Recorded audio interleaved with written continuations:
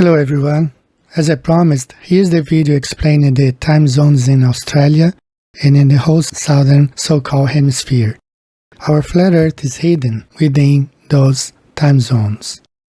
I believe the Alaska Purchase is also one of the reasons they used to hide the flat Earth. The whole animosity between the United States and Russia throughout the Cold War, and it's still going on today, it's to hide and close off that particular region so we cannot find out what's really going on. Below the equator we have extremely weird time zones, 30 minutes time zones, 45 minutes time zones. It's the way they found to hide the extensive amount of land below the equator. The globe makes no sense. You have 19 time zones on the top of the globe, followed by 24 time zones between 40th parallel and the equator, and then below the equator you have 32 time zones. In the 1800s, when there was nothing else to discover, the whole Earth had been mapped out, explored, they then created the globe mathematics, and in 1835 they created the Haversine formula. But there was nothing else to discover. I'd like to be an explorer, like the great Magellan. Oh, you're too late. There's really nothing left to explore. This work is the result of research of Hervé Ribony. I decided to make a version in English, add some more slides to illustrate better what he's explaining to us. Hello, my name is Hervé Ribony. I've been a flat earther for 7 years. I want to share with you a few ideas concerning the flat earth, which to my knowledge have not yet been mentioned in any of what I have seen and heard on the matter. The aim of this video is to bring new elements to those seeking the truth and to help in the conception of the flat earth map. I will add that this somewhat technical presentation might not be recommended to those just getting started on this subject. As a professional sailor, I sail in ocean races, and I experience sailing around the world along the 50th latitude south, which goes by the Cape of Good Hope and southern tip of Africa, Cape Leeuwin in Australia, Cape Horn on the bottom of South America, generally named as the Great Circle by flat earthers. I have also crossed the Atlantic 8 times and traveled more than 100,000 nautical miles. I will use my technical experience to approach this subject in a different way. When I was a skipper acting as captain, I frequently utilized maritime maps, and when I discovered the flat earth, I asked myself how the manipulators went from a flat surface to a sphere without it being obvious that the sphere does not work, when taking into account travel times, distance, and the positions of the continents. What method did the manipulators use to fool the entire world without it being obvious on the maps we use? As flat earthers already know, the northern part of the flat earth is much smaller in areas than the southern part, contrary to the heliocentric sphere, where the two hemispheres are supposedly identical. In order to go from the northern part of a flat earth to the northern part of a ball earth, it is necessary to create extra land surface area and enlarge that part of the world and stretch the countries proportionally to the extra surface area. This transformation is not discrete. You need major changes, something that is visibly illogical in order to achieve this. To start with, we will look at the time zones precisely. The time zones are divided into 24 hours around the Earth. As you can see here on this image, they should spread equally around the globe model from east to west in a longitudinal direction. Or more precisely, it should be divided into 24 identical time zones, following the position of the Sun in relation to the rotation of the Earth. At the same time, if you observe only the northernmost part, you will note that Alaska and Canada are stretched to the west, and little by little they overstep the time zones on their left. They offset further and further to the point where in Alaska, at the Bering Strait, it is 3 o'clock local time, whilst at the same time and in the same place it's also midnight in Russia, on exactly the same longitude. 3 hours are missing here, from 0 hour or midnight in Russia to 3 in the morning in Alaska. To the west of the Bering Strait, it is the same thing. We see that there are 2 hours of time zones missing, the 18-hour and the 20-hour ones. Therefore, in that northern parts of the globe, there are only 19 time zones out of 24. By stretching Canada, Alaska and Russia over less time zones here and there, it creates space at the Bering Strait as well as the great stretches of sea just under the Bering Strait. This creates the extra space needed by the manipulators for the transformation. If, on the contrary, we keep the same stretch for both continents but apply 24 time zones, we find ourselves with 3 time zones just over Alaska alone. And when following the latitudes from east to west, we would change time zones too quickly over too short a distance, which would not correspond to the distance of the sphere model and would raise concern. If we try to place these territories in a logical manner using the 24 official time zones, the results will be close to this old map of the flat Earth, or this one. Look at how at the angle of the coast of the North American continent and that of Russia are different than on a old map, even on the Gleason's map. The coasts are a lot closer on the old maps. In my opinion, the Gleason's map copied this example of the globe. That is why the Gleason's map is not censored on the internet. This is misleading. You can see the difference when excluding some time zones or when using them all. There is no space left under the strait. For the manipulators, the only solution that is least illogical to go from flat to sphere is through this illustration. The rare official crossing in this area, which were made by windsurfers, were undertaken exactly at the Bering Strait, at the closest point between the two continents, where the distance is only 83 kilometers, which makes no difference between the two types of maps. On the other hand, crossing further south, you have to go all the way to Vladivostok, which is located 3,500 kilometers lower, to find the first airline which goes to Seattle before going to Anchorage, or from Tokyo to Vancouver for the maritime crossings. This leaves a large area here which you can say has no credible measurements to back the exactness of the maps. Without any airline paths or maritime routes directly between the two continents, an area as mysterious and difficult to enter as Antarctica. Combined with the pseudo-Cold War rivalry between the USA and Russia, this discourages the curious and the adventurous from sailing these unwelcoming waters. Altogether, a perfect place to make the maps lie.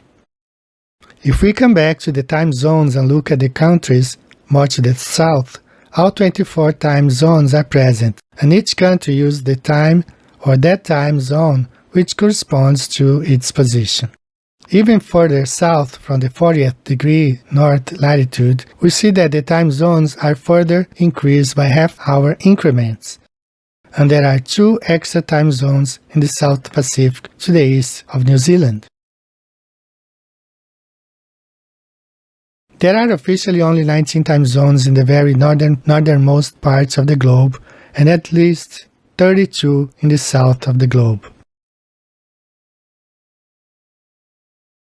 We also note that the places where time zones are increased are either far out at sea, like the Pacific Islands, or have a coastline open to the south, like Iran, India, Burma, or Australia. And in these cases, it's impossible to know how the 32 time zones would be overlaid onto a sphere, since there are areas that are not habitated to the south of these territories.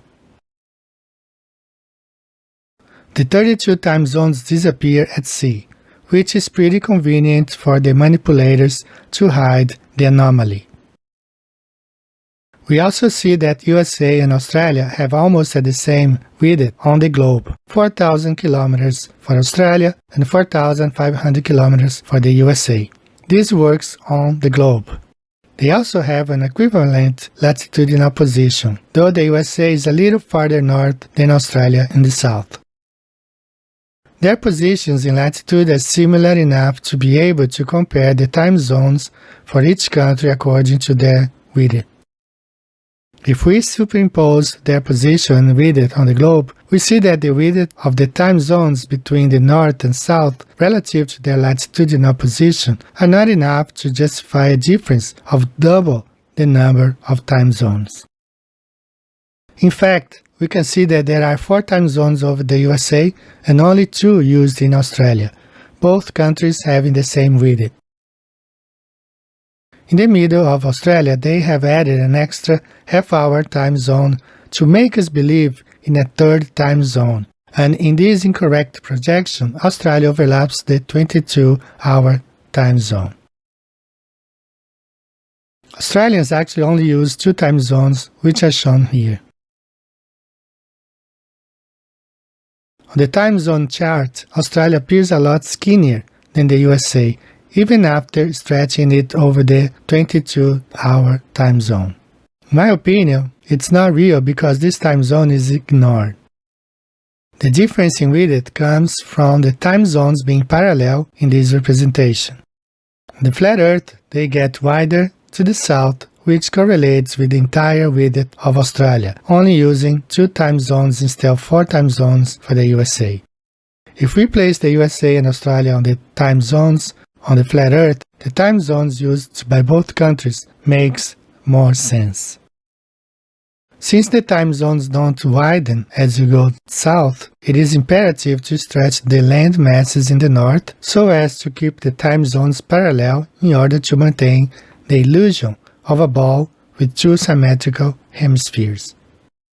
We see that this makes no sense on a sphere with 2 symmetrical hemispheres. While it is much more coherent on a flat Earth with the north being smaller than the southern parts of the land, on a simplified flat Earth diagram, the modified time zones would look like this. We can see that the further we get from the center, the more time zones were added by the manipulators in order to hide the larger surface dimensions of these southern time zones comparatively to the north. To finish the circling of the Earth, we see that as you go east, the countries undergo less stretching from north to south in order to return to their correct time zones at the 0 Greenwich longitude, with the sun correctly positioned and ready for the following lap. So, is there no difference between the north and the south? Yes, there is one. It is before sunrise and after sunset. The north, we have much more clarity before the rising of the sun than in the south.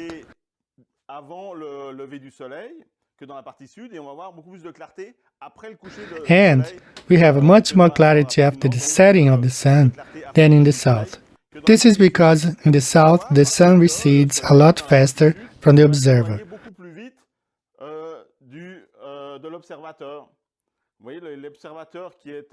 For the observer in the north, the sun has a tighter circle and will stay longer and closer to him. We have long summer evenings in the north, while in the south, obscurity comes rapidly. It is even more obvious when sailing because there are no mountains to hide the sun. So in the northern hemisphere, when you sail close to the summer solstice during summer along the 50th parallel north, we have light a lot longer and we can even see the glow of the sun behind the horizon all night long. This is something I've never seen in the southern hemisphere at the 50th latitude south. The deleting of time zones at the Bering Strait. The big problem that the manipulators had was at the Bering Strait.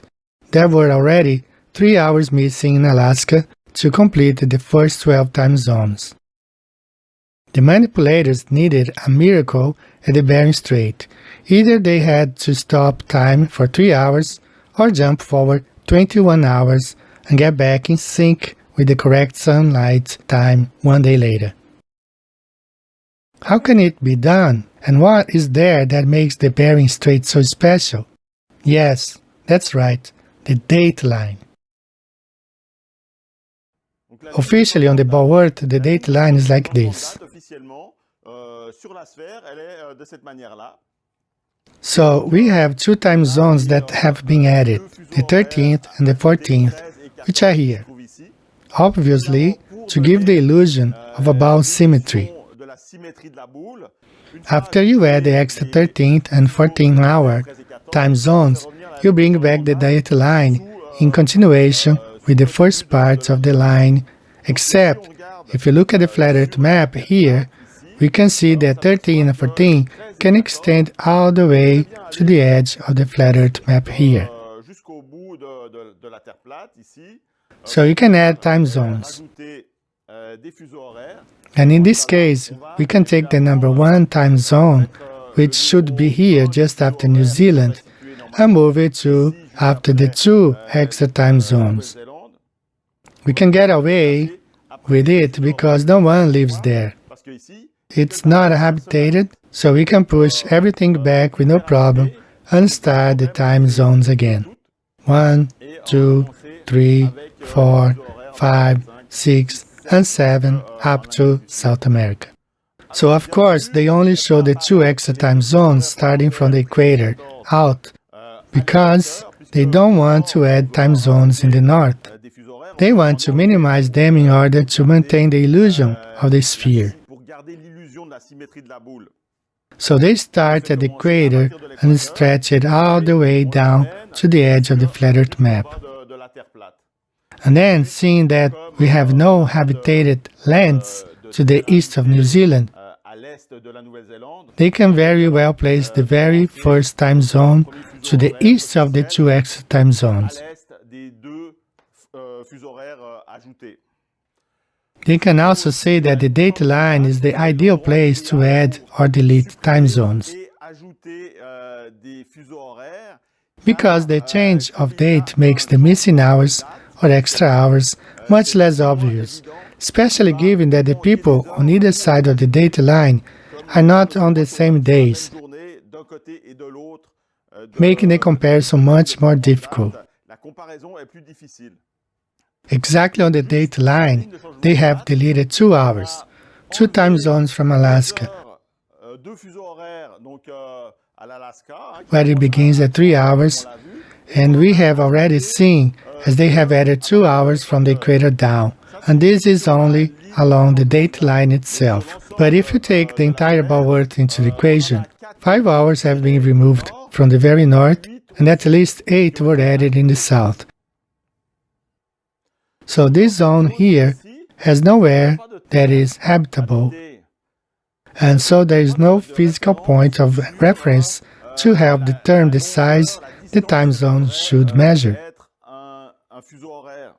If, for example, we take the competitors of the Vendée Globe boat race, when they sail in this area, they have no reference points. They can easily add 2 time zones and nobody will be able to tell.